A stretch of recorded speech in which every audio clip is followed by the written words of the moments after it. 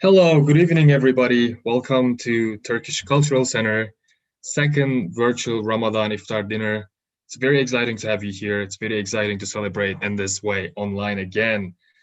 As I said before, this is our second virtual Iftar dinner. The first one we have did it on April 24th. It went great, and thank you for everybody for watching and joining before. My name is Furkan. I'm an outreach coordinator at Turkish Cultural Center, and I will be helping us move through our evening tonight. You will learn about a little bit about Turkish Cultural Center. We have two great speakers today, one joining from Pennsylvania, one from New Hampshire. We have Imam Beytullah Cholak, Director of Outreach, Respect Graduate School, and we have Jason Wells, Executive Director of New Hampshire Council of Churches. It's my pleasure, privilege, and honor to be an MC this evening. As I said, my name is Furkan, and I've been involved with Turkish Cultural Center New Hampshire for about 3 years now. And currently, I work at Turkish Cultural Center New Hampshire as a community outreach coordinator, and I'm also responsible for interfaith dialogue activities as well. So our theme today is Interfaith Ramadan, a safe place to explore differences and find community. As we all know, Ramadan is a time when Muslim communities traditionally come together to fast, to pray, to reflect, and to encourage one another. Ramadan is a time for purification and getting rid of bad habits. It's also a time for charity and connecting with neighbors. Developing mutual respect rather than merely tolerating one another is not something that can be learned overnight. Through reaching out and speaking openly, we can begin to nurture genuine appreciation for the ways others express their faith and beliefs. We begin to appreciate the many lenses through which people perceive the world. There are a wealth of religious and non-religious texts which guide people in their daily lives, just as the Quran acts as a moral compass for Muslims. So first of all, today we'll be listening Ramadan songs from kids, and then we'll proceed with the Imam Beytullah speech. He's going to talk about the importance of interfaith dialogue and how fasting and Ramadan bring different faith-based communities together. So let's go ahead and watch those kids' Ramadan songs videos.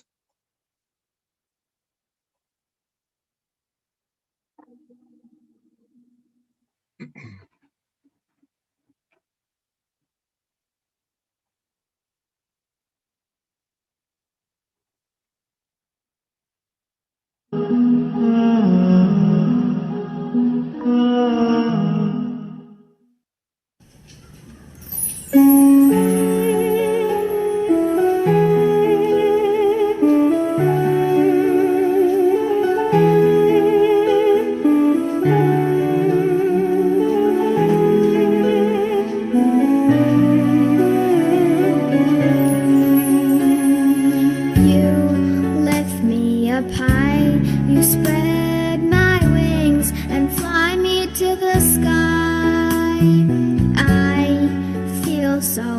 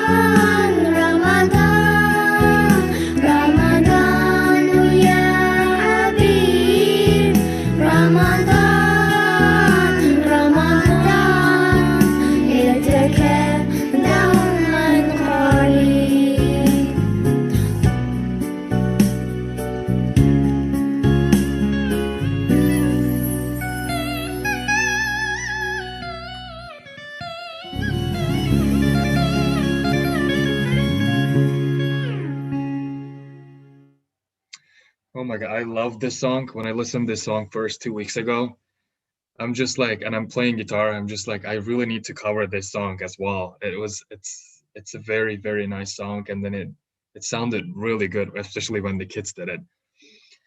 All right, so now I will just give you a little quick information about Turkish Cultural Center and then what we do here. It's a nonprofit and nonpartisan organization that aims to respond social and cultural needs of Turkish Americans and to promote cross-cultural awareness that is based on mutual respect and understanding of the Turkish culture within the New Hampshire by bringing everyone together in an open dialogue.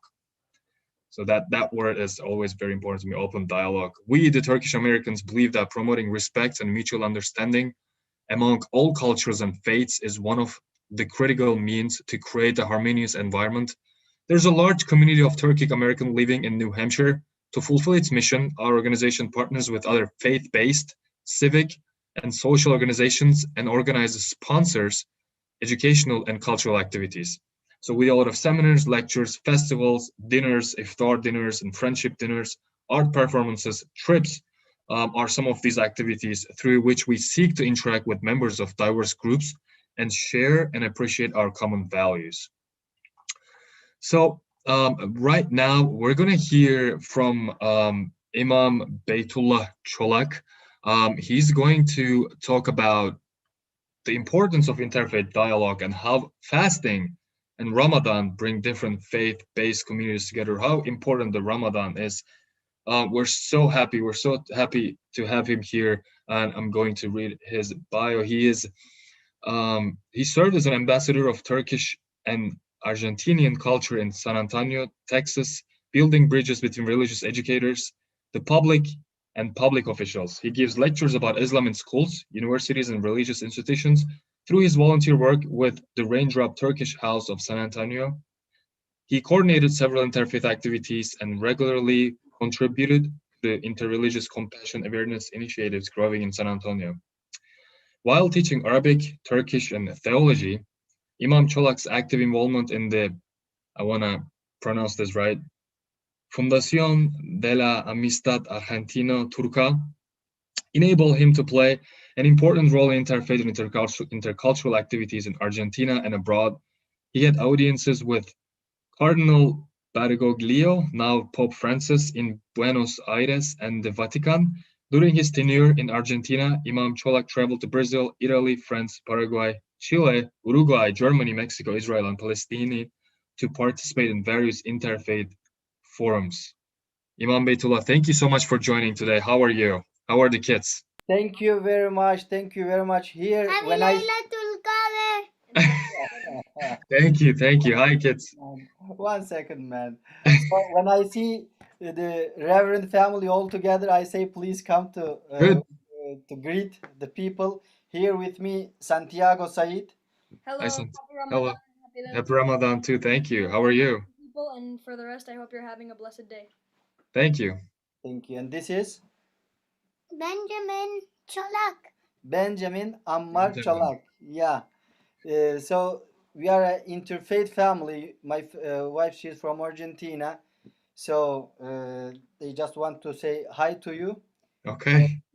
English is my second language, so I can ask you, you can leave. I don't want you hear me, my English. Thank you very much. Alright. Go. I hope you have a good day. Thank You you. Thank you. Thank you. Bye bye. We'll see you soon, hopefully. Happy Ramadan. Okay. Thank you very much. Yeah, thank you for giving me this comfortable environment. It's Of not, course. the academic lecture. Uh, with my personality, really, I'm more comfortable with people, the free talk. So interfaith dialogue was part of my life. Really, it's not in so acting. I'm living the interfaith a long time from my Argentinian days, 10 years there and 10 years in Texas.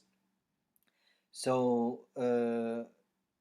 really, this interfaith work started in my life in Turkey in 1995.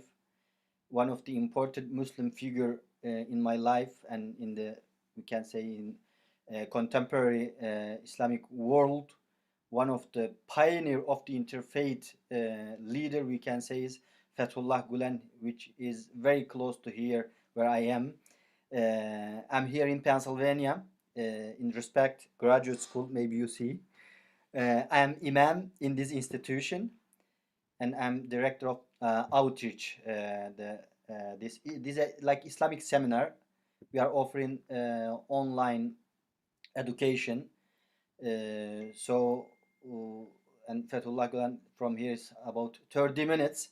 So when he start with in 1994, first time in Ramadan Iftar dinner with the great leaders, interfaith leaders in Turkey, we shocked really. We said, what's happening here? Because we didn't know about interfaith work. We was hearing sometimes in the White House or in the Pentagon there is some iftar. We was reading in some newspaper in Turkey, but it was weird for us. Well, it says there is some Muslim, maybe, yeah, they give, but when we see in the Muslim table the patriarch of Orthodox Church and the great rabbi of Turkey, and we says, oh, what is this? It's new for us. So we learn a lot for that leadership and that 6 year. And after that, I moved to Argentina, and really, it's very important this symbolic leadership of our religious leaders, because we learn from their examples. But it's important to know stay there too, because sometimes the leaders they do, but the people they don't know about that experience. But Fethullah Gulen accomplished with that goal. So we can say all his movement is interfaith, because they start to copy what he did, imitate from Australia to Japan, like me in Argentina. I remember in my Argentina days, I never see Muslims in the non-Muslims in the masjid, in the mosque over there. But when we start to do that kind of the iftars in Buenos Aires, the Muslims start to join too. They said, so we didn't know we can do this kind of the thing. I remember the mayor of Buenos Aires participate in one of our first interfaith iftar. So the Islamic Center of Argentina was co-sponsoring with us, and it was first time for them to go out to reach non-Muslim people to share this experience. So really, in our country, when we relate with Ramadan, we see everywhere in the mosque, and the people know about Ramadan. 90% of the people they fast is more practiced than prayer. You know, even the secular people they fast. It's really a great experience, the fasting. So but when I went Argentina and right now I'm here, really I feel the same thing what I was feeling in the with the Muslim community in Turkey. I receive from my rabbi friends, they say happy Ramadan. From my Baptist friend, they same like Bediüzzaman Said Nursi says in his um, book. Ramadan is one of the symbol of Islam. When Ramadan arrive, all the people know this is a different time. So our non-Muslim fellows, friends, brothers and sisters, they give us this experience of the mingle and to send messages. The other day I received from Cardinal of the Catholic Church from Nigeria. Bless you, bless you. Even I didn't hear. Bless you. Thank you very much. Reverend Wells, he sneezed, so maybe we didn't hear, but so this is a great experience, really. today, this blessings time of Ramadan for Muslim people, it's a time to share with non-Muslims too, and it's helping us to build a peaceful world. Because I remember in Texas, first time we invite the Mormon people to break together the Ramadan fasting Ramadan, and they was fasting too. They was it was Sunday. They was and they invite three two consecutive years to share in their temple to share our Ramadan dinner. So this is great. So we learn to respect other to other different people. Yes, it's very different my faith to Mormon church or the Jehovah Witnesses or the Baptist or the Catholics or the Jewish, but God created us and He gave us freedom to choose whatever we want, and He want from us to do to practice respect, to respect one another. So for this reason he gave us really the freedom. So I'm happy today to be with you with the New Hampshire people. Thank you very much for inviting me. If you have any question, we can, I said this is not a lecture, it's just the life experience. Thank you to participate to this event with your family, the Wells family. And my wife, she was hesitating. I invite her too, but normally the Buenos Aires woman is very liberal, but today she said no, I am not well wear so my clothes not proper, but at least my kids came to join with you to today event. So this times is blessed time, especially one of my kids, he says happy Laylatul Qadr. uh, Among these 30 days we have one special day, 27th night of Ramadan, we call the night of Qadr, the night of decree or the night of power. It's when start the Quranic revelation to Prophet Muhammad 1400 years ago. So that experience for him stay for us through all the revelation of Quran. So it's in the one of the chapters is named chapter of Qadr. So God says it's equal thousands months this night, 1,000 months, like one entire my life, like 80 years, like yeah. So every single moment is important to say name of God, to say merciful, to say glory to God, to say Alhamdulillah, all the praise to God, to say there is no God but God, La ilaha illallah, or any other word can praise to God and to ask Him forgiveness. It's very important. It's in this night we will have here in our school, like you, iftar dinner. I invite our friends around here too. So we will stay to all night. We will do a vigil all this night. So this is a tradition. Really, the last 10 days of the Ramadan, Prophet Muhammad was doing vigil all 10 days of last 10 days of Ramadan. So we call itikaf, and we will pray today. Millions and millions of people, they are refugees for the war problem, for the hunger. A lot countries in Yemen, in Syria, here in around here in Allentown, there is homeless people. They don't have any home. So we will pray all for homeless people, for people who they are in need, the people who they are alone by themselves in their homes.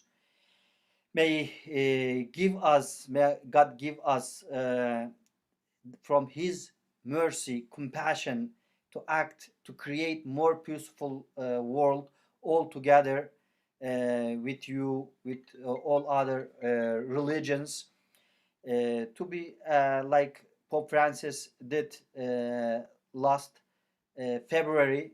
He declared, really, United Nations declared February 4th the Human Fraternity Day, because Pope Francis met with the president of Al Azhar University, one of the most prestigious, important university in Islamic world, in Abu Dhabi, and they declared the Human Fraternity document, and they signed.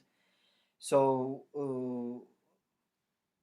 we hope further days can be more blessed, more peaceful, and more fraternal days for everybody, even for non believers too, because they are all God creation. We have to treat one another like God creation, and we have to serve one another like God creation.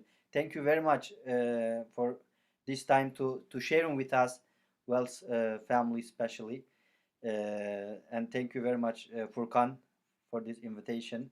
Whenever you are in the area, please come to visit us. We We are will. here. We in the city of Jesus. We are in Bethlehem, Pennsylvania. My wife grew up near Bethlehem, so we might be there to visit sometime. Please, please. We are very close to Airport Avenue and 22. Oh, yep. I know where that is. So That's great. that's wonderful. Will be My great. family still lives in the close to the area, so maybe when all of this is over, we will take a road trip and see you. Will be a great pleasure and blessing to receive you here. Thank you so much. Well, thank you for your speech. It was wonderful. But I have a really specific personal question though. So your wife speaks Spanish, I believe, but she speaks English as well. And your kids must be so lucky because they could speak Spanish, Turkish, English, maybe Arabic. I don't Little know. little Kurdish. A little Kurdish too. But Exactly. I'm Yeah. just Asian. Yes. So when your kids grow up, so did you guys speak what language did you guys? I'm always curious about this because Yeah, the when, official language in my house is Spanish. We are in okay, we wow. are in Pennsylvania, but the Latino people, they are very very family. The family, Family every oriented, day, yeah. grandmother every day she call, the aunt every day. My family, they don't call. So the Spanish in my home, it's it's first language. After that, it's English, Turkish, Turkish, and then English. then English, then English. It's funny. It's Arabic we use, for the worship, the Arabic mhm, language. They learned chapters from Quran. So, but the most weak language in my life, I'm Kurdish origin. It's Kurdish, unfortunately. I have to recover. I have to recover. Because always I moved from the Kurdish area in Turkey to other cities where the Kurdish people is very few. So after that, I moved to Argentina, and there is no Kurdish people. So mhm, when you exactly. don't practice, even you forget your own language. Mhm, mhm. So, uh, but I know that feeling. thank God we have a language of love, language of Thank love, you. and Yes, we we do. communicate. As even my English is not very good, but through the heart we are communicating, and one of that languages interfaith work, and this close us to understand more. Thank you so much. Well, I'm looking at the YouTube if our audience have any questions, but I don't see any. Um, Jason, do you have any question? If not, we will probably move forward with you. Are you ready for me? Um, Are we yeah, getting another I video? think we'll move forward with you, and then we will share another video. So, thank you so much for joining Imam Baitullah. You could still stay here, and then listen us, and we'll break our fast. We'll watch another video after Jason's speech, and then we'll break our fast after. Um, so I we will have try to hear, Reverend. sure. So we have Reverend Jason Wallace. He is the executive director of the New Hampshire Council of Churches. He's our very, very close friend. Prior to this position, he served Episcopal congregations in New Hampshire for 13 years after his ordination in 2004. He's a former president of the Greater Concord Interfaith Council and has served on the Episcopal Church Committee on Ecumenical and Interfaith Relationships. Jason received the Master of Divinity degree from Princeton Theological Seminary and also holds bachelor's degree in computer science and mathematics from Southern Methodist University. And Jason lives in Pembroke with his wife Courtney and their daughter Lydia. Jason, thank you so much for joining, and floor is yours. Thank you. Thank you so much. It's wonderful to be with you all once again. So wonderful to hear from Imam Cholak. Thank you so much for your words this evening. I'm so happy to share with you all on these holy nights leading up to Eid, and I just want to extend the greetings of the Christian community of New Hampshire to you all at the Turkish Cultural Center, as we wish you all Ramadan Mubarak. So we, speaking of all the interfaith and linguistic traditions here, I'm a Protestant. I'm ordained in the Episcopal Church. My wife is Roman Catholic. So we are two different denominations of Christians. And a few years ago, we took a trip to Palestine. So since then, we've been trying to teach ourselves, and we're taking an Arabic class run in the other Bethlehem, the one in Palestine, on Zoom. So we're so exciting to be with you all. Do you want to So, come over here? Come and stick your head in. now my daughter wants to come over. She will probably also, if she could pronounce Lailat al-Qadr, she would wish you a happy one. Yeah, there we go. Hey, good job. I tried. Hey, great. Thank you.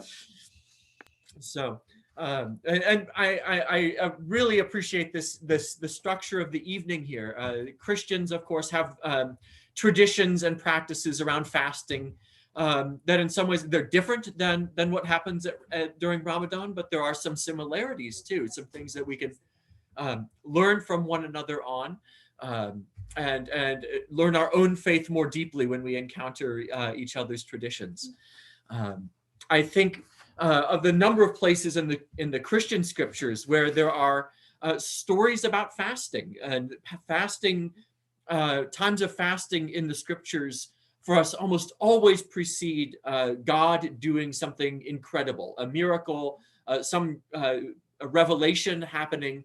I think of we think of the story of Moses, who fasted 40 days and 40 nights before receiving from God the covenant on the mountaintop. While not the strictest fast, the prophet Daniel refused to eat certain foods out of his devotion, his commitment to monotheism, his commitment to the one God, refusing to eat meats and other foods that were not kosher or were not halal. And of course, Christians look to the story of Jesus in the book of Matthew, who also, like Moses, fasted 40 days and 40 nights before embarking on the preaching and ministry mission that we all remember him for. And it was during that time that fasting, a period of hunger and weakness, that gave him the spiritual strength to overcome the temptation to sin from Satan. And from out of the scriptures, the Christian traditions, I work with many different types of Christians, even in New Hampshire. We have, I work directly with 9 different kinds of churches, and sometimes reach outside of them to other denominations. So I work with Greek Orthodox, Coptic Orthodox, Protestant Christians, and many times, of course, with Roman Catholics like my wife. So we all have very different traditions of fasting that are more observant or less observant, more strict and less strict. The most ancient tradition for us is a daily fast, twice a week on Wednesdays and Fridays. Friday tying the offering of a fast to the death of Jesus, and on Wednesday to his betrayal in the week, his last week of his life. For Orthodox Christians, Greek and Coptic Orthodox, Syrian Orthodox, and others, there are actually several seasons of fasting, not just one throughout the year. For the many different times, there's the Great Fast during the season of Lent before the celebration of Easter, that for Orthodox Christians was just a week ago. So a long period of fasting before celebrating the incredible things God does. As my wife and I have been studying Arabic, we've been very pleased to learn that the Christian terms for Christmas and Easter in Arabic Christians call them Eid, Eid al-Milad and Eid al-Fasa. So that we have a period of fasting before the Christian versions of their Eids. So the Great Lent, the 40 days before the celebration of Easter. In the Orthodox Church, the Nativity Fast, 40 days before Christmas on December 25th, which would begin in middle of November. And two shorter ones, the Apostles' Fast, right around this time, and the Dormition Fast before the celebration of the death of Mary and her going to heaven, the mother of Jesus. I think that's 2 periods of 40 days of fasting and 2 others that up to another 40 days. I think if you are very observant and very strict, about 1 in 4 days of the year is spent in fasting that way. Catholic Christians, Roman Catholics, mostly focus their fasting time on the season of Lent, as do Protestants, the 40 days before Easter only. The most strict days being the first and last days, Ash Wednesday and Good Friday. There is still an observance of the season of Advent, though it is a shorter period than the 40 days before Christmas, the 4 weeks before Christmas. A season of Advent. I was pleased actually, Furkan, to watch the video of children observing Ramadan with a countdown calendar on their wall, counting down the days. We do that during the season of Advent here as we count down the days of the week. So our daughter knew right away. Our daughter knew exactly what those children were doing because of our similar practices, just at a different time of year. And actually, even though that's less a season of fasting, many Italian Catholics still observe on the night before Christmas what they call the Feast of the Seven Fishes, a meal without meat, vegetarian and fish meal, but without flesh meat. So something that still retains the traditions of the past. Many Protestant churches today very often pick up on that same tradition of 40 days of fasting before Easter, but in sort of a modern observance, encourage other forms of thinking about fasting rather than in addition to fasting from food or just from meats. Many families, when I was serving churches in Manchester and Concord, would, during the seasons of Lent, think of giving up desserts, giving up TV shows, giving up bad habits, I think as Imam Cholak referred to. A very popular one these days is to fast from social media, to fast from Facebook and Twitter, which many people find a spiritual hindrance in their lives. And they find a great spiritual enrichment in going without it for 6 weeks or more. Many people during that period of fasting certainly want, instead of thinking of giving up something like a dessert, might add to their spiritual lives, Bible study, prayer groups, hearing religious speakers and scholars, reading religious books, and just thinking through an idea that by giving things up, not just our food, but by giving up other practices in our lives, we make more room to hear God speak to us, and we spend more time listening for what God might be saying to us, but we drown out with other things like TV and social media in our lives. One place that from ancient times Christians have often gone to a sermon from Jesus in Matthew chapter 6, the book of Matthew in the Christian scriptures, where Jesus talks about fasting, but about other spiritual practices as well. He speaks of fasting, prayer, and almsgiving, of generosity. I know, especially during Laylat al-Qadr, zakat, charity, is a focus for Muslims. The season of Lent focuses on those three things together: prayer, fasting, and almsgiving and charity, all together. And Jesus warns believers that those things should be done in secret. They should not be done publicly or broadcast in that way. Jesus says that we should, if we go and make a big show of our generosity, when we make a big show of our prayer, when we show off that we're fasting, he says we have already received our reward. Other people will think of us as generous people.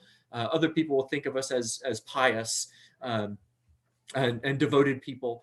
And the esteem we get from other people is the reward we already have. But God who sees secret and private acts of charity and prayer and private acts of sacrifice and fasting, those things get a special reward and a special blessing from God. I think for me, just in my own experience of fasting and experiencing it in churches here in New Hampshire, comes from the feeling and the experience that comes of fasting. Is one thing that Christians often look toward is the reminder of our mortality, the reminder that God created us as limited beings. In the season of Advent, one of those minor fasting times, the 4 weeks of Advent, Christians traditionally focus on what they call the 4 last things in each week: death, judgment, heaven, and hell, to remind ourselves of the end of our life and what awaits us when God comes to judge us kindly. In the season of Lent, we begin with the scriptural words to remember that you are dust, and to dust you shall return.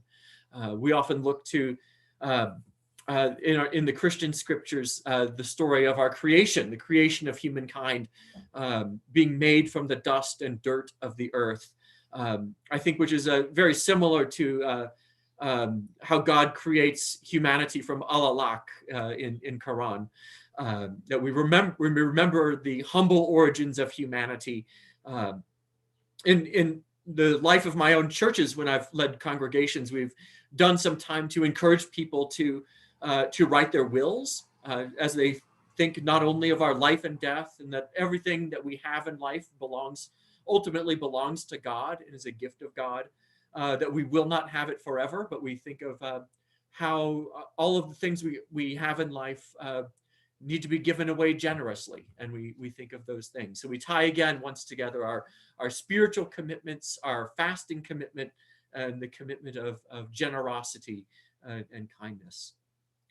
And I think the last thing that I would mention is that for my own experience, and I think Imam Cholak, you touched on this in your words as well, was that my experience of fasting is one that hopefully brings us to an experience of humility and solidarity. That by going without food or by reducing the amount of food we have during the day, I am put more in mind of those who don't get to do so out of religious devotion. They're not doing so out of their piety, but they're doing so because they are poor, because they are displaced, because they live in a place of war, because they are suffering for things that they do not control, and are not out of their devotion, but out of the necessity of life. And I think it reminds us of the experiences of others and helps us to be kinder, to be more compassionate, and then again to bring us back to those acts of generosity and kindness that come out of that. So for many Christians across New Hampshire, if they are Egyptian Christians, if they are the Greek, the Roman Catholic, if they are Protestant Christians of all different kinds, we make that time to set aside for, as Jesus wanted us to do, prayer, fasting, and almsgiving in this season before the great celebrations, which I certainly know, and I think you all are looking forward to breaking fast before very long tonight and celebrating on Eid. There's something about the celebration for Christians of Easter and Christmas that they're heightened and made even more joyous of the wonderful things that God does and shows us in Revelation. that are made even greater by those periods of fasting. So I'm happy to talk further or take any more questions, but I don't want to delay the program either. So I know you've got some other things for us. Sure. Well, thank you so much. That was a great speech, Jason. And I'm just going to read a couple of comments on YouTube. There's no question, but Sulaiman says, Happy Ramadan. Thank you, Imam Baitullah. Thank you, Jason. And then Michael said, these kind of interfaith events are such a joy to be part of. Thanks, everyone, for your hard work. Happy Ramadan. And a couple of people more say Happy Ramadan. So I just wanted to read out loud to you.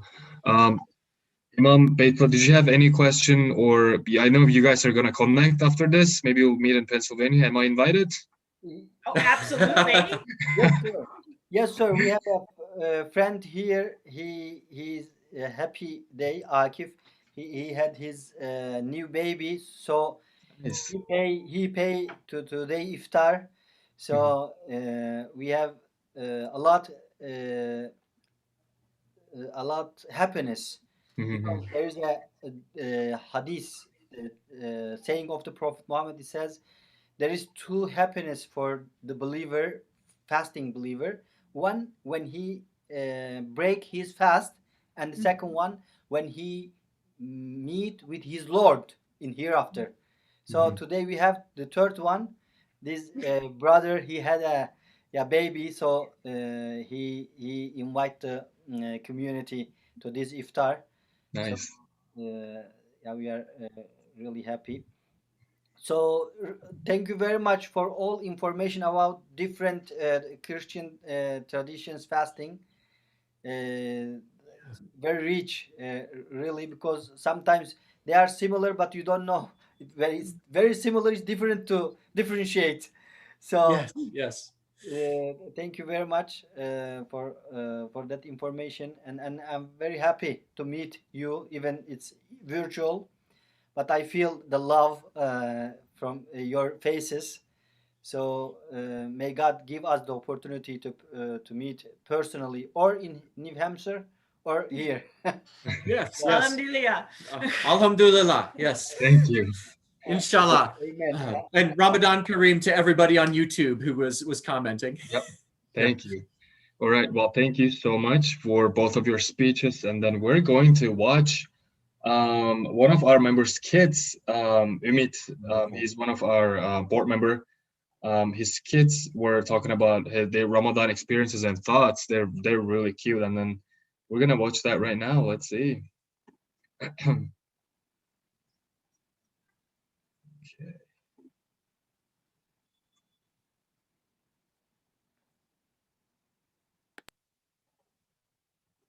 Bu Ramazan'da ilk orucumu tuttum ve iftarımız vardı.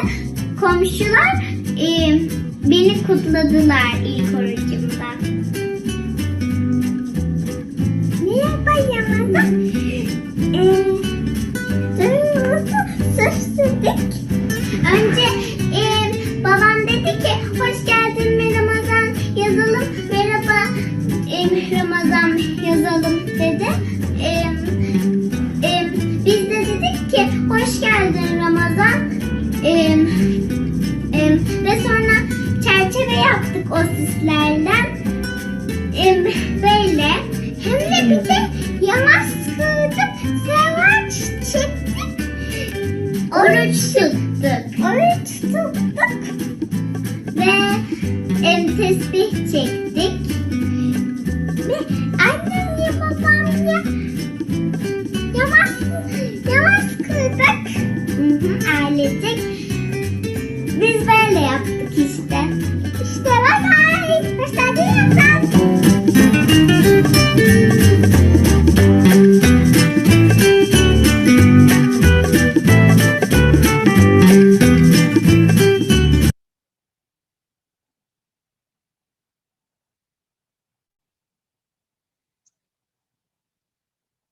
All right. Yeah, that was great. They were so cute. Cute, yes. Right now, I'm going to share another video about just a little 3 to 4 minutes video about Ramadan, just the main informations. And after that, hopefully it's 7:55. I believe we're gonna break our fast with Imam calling prayer.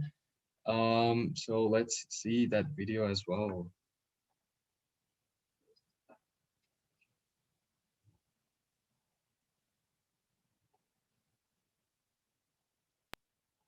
Ramadan is the 9th month of the Islamic calendar dedicated to fasting, and fasting is one of the 5 pillars of Islam. Each day during this month, from dawn to sunset, Muslims all over the world abstain from eating, drinking, smoking, and other bodily desires.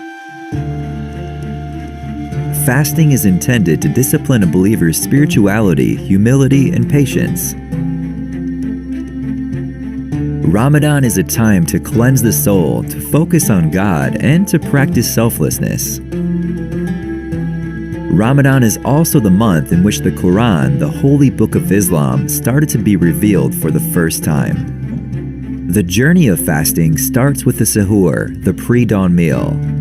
Fasting opens the doors of deep contemplation as the believer realizes his blessings. Fasting is not only about the stomach, but also the heart and the mind. Muslims should refrain from blameworthy thoughts and acts, an example, foul language, vain talk, and hurtful behavior. As one believer explains, I did not even realize what a wonderful blessing water is. Since I have easy access to water and everything I eat, I did not appreciate them properly. Now, in the voluntary absence of them, I value and appreciate your bounties. Thank you, O Lord, for everything you bestowed upon us. I thought I was strong and not dependent on anything. Now, look how weak and needy my body has become. I am in desperate need of water and food. Without them, I cannot exist and survive.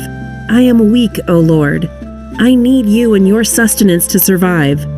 Thank you for reminding me of my weakness and your greatness through fasting. I do have a desperate desire to eat and drink, but because I am fasting, I cannot follow my urges.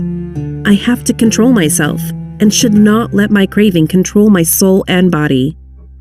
Now I am in between my flesh and God's commands.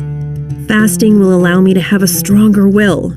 Thank you, O Lord, for showing me the way of controlling my desires and teaching me patience through fasting.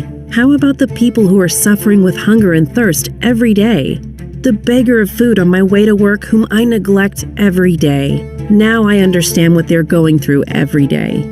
Thank you, O Lord, for reminding me my responsibilities to humanity through fasting. I will share more what I have. I will not waste, and I will appreciate my life. Muslims not only increase their prayer, but also their charity, kindness, generosity, patience, and forgiveness in Ramadan. It is essentially a month of training used to discipline and prepare oneself for the remainder of the year. Ramadan ends with the festival of Eid al-Fitr, which is a day of celebration and gratitude.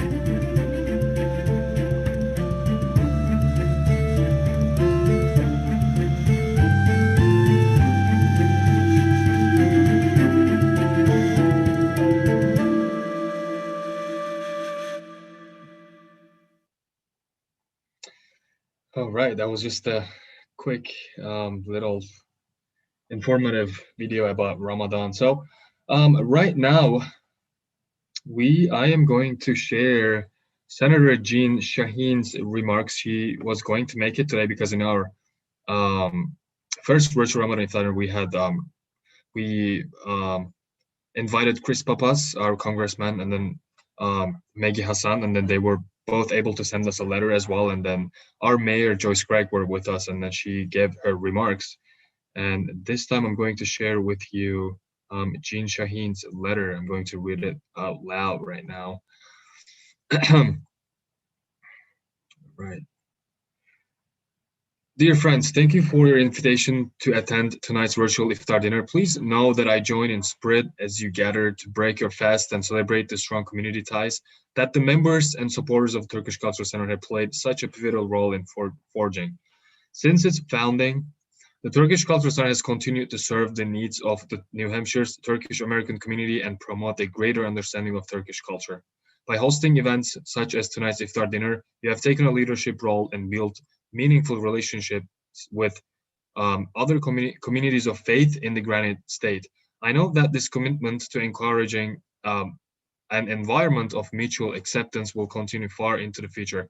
Thank you for all of your hard work and dedication to serving the community. I wish you all the best in future endeavors. Well, thank you so much. We really appreciate it. And I think in a minute we will break our fast. But before we break, There's also one of our board member who lives in Maine, and his kids will do a prayer for us, little prayer. So let's listen that.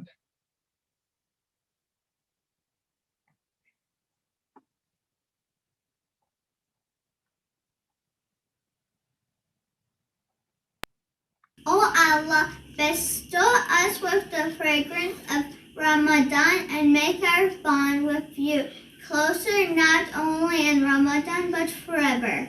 O Allah, bestow us with the clothes of taqwa and piety this Ramadan. O Allah, we have tasted the pleasure of food and drink. Now bestow us with the pleasure of remaining hungry and thirsty. Amen.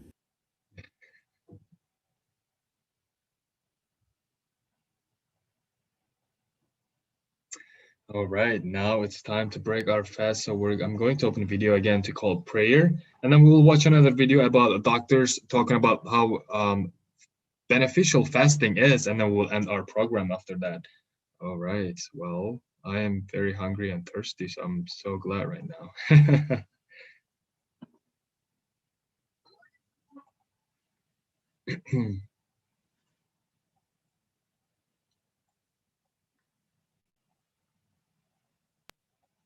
الله أكبر الله أكبر الله أكبر الله أكبر أشهد أن لا إله إلا الله أشهد أن لا إله إلا الله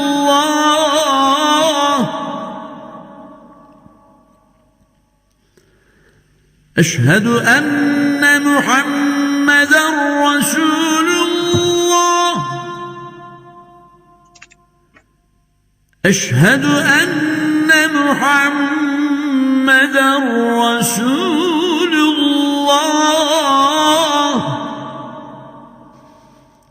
حي على الصلاة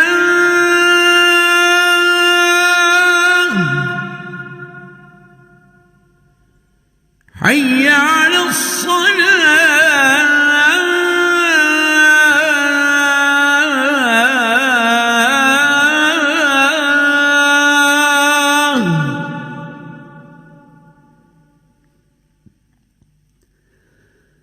حي على الفلاح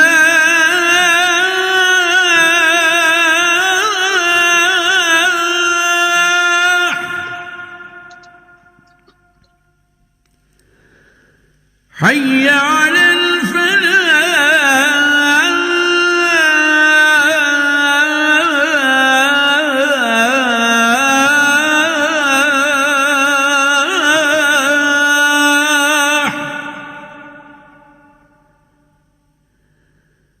الله أكبر الله أكبر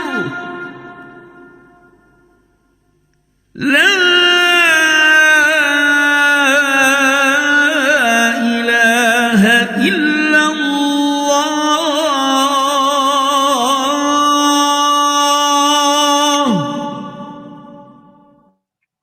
All right, I just drink my water, and then in 3 minutes I will eat my food as well. I need to. Oh, hi, cat. All right, let's listen right now from our doctors. What the Ramadan fasting, how beneficial for our body.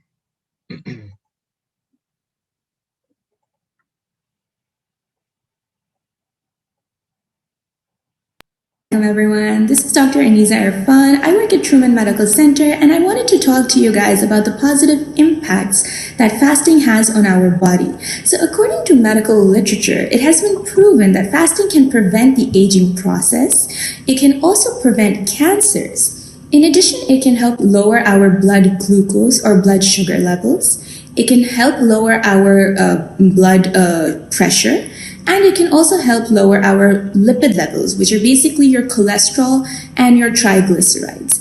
In addition, fasting can help with weight loss, and fasting can also help prevent neurodegeneration of the brain, which is basically aging of the brain, where people are more prone to dementia or to other disorders of the old age of the brain. I hope to see all you guys fasting this Ramadan. Stay blessed! Hi, this is Dr. Johnston, and I'm going to talk to you today about 8 health benefits of fasting, backed by science. The first one is that fasting promotes blood sugar control by reducing insulin resistance. Fasting also promotes a better health by fighting inflammation. It also may enhance your heart health by improving blood pressure control, triglyceride, and cholesterol levels. Fasting also may boost your brain function and prevent neurodegenerative diseases. Fasting also aids in weight loss, and it does that by limiting caloric intake as well as boosting your metabolism. Fasting also increases growth hormone secretion, and that's vital for growth, metabolism, weight loss, and also muscle strength. It could also delay aging and extend longevity. And lastly, fasting may aid in cancer prevention and also increases the effectiveness of chemotherapy. Hi, my name is Claire Louise Young, and I'm a pathology resident, and I'm here today to discuss with you the benefits of fasting. So today we'll talk about 2 things. We'll talk about the spiritual benefit and the health benefit. So the health benefit is that over a period of time, when you fast, you will restrict calories, and it will help you with your weight loss. Another reason is fasting will help you lower your cholesterol level and your blood sugar level. And this in turn can reduce your risk for diabetes and cardiovascular disease. Okay? Now, on a spiritual level, fasting allows you to concentrate more on the spiritual world, and you will consciously give up those worldly pleasures, which is food. And in that time of giving up those worldly pleasures, you deny your nature, your carnal nature, and that leads to a greater intimacy with God. Thank you so much for listening.